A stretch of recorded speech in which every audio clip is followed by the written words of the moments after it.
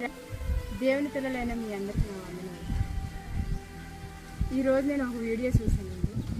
అదేంటంటే ఒక అతను ఫ్రెండ్ అతనికి చేపల చెరువు ఉంది. ఆ చేపల చెరువులో అతని మీద ఎప్పటి నుంచో కోపం కలిగి ఇంటి నుంచి బోట్ నుంచి కరెంట్ లాగి ఆ వైర్ తీసుకెళ్ళి చెరువులో పెరిగాడండి.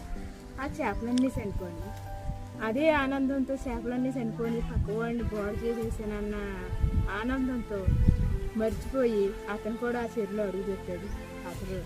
అతడు కూడా చనిపోయాడు.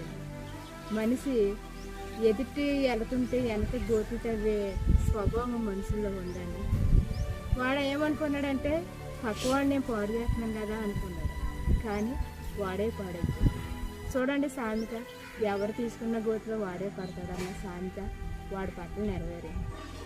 నేటి సమాజంలో దేవుని కలిగి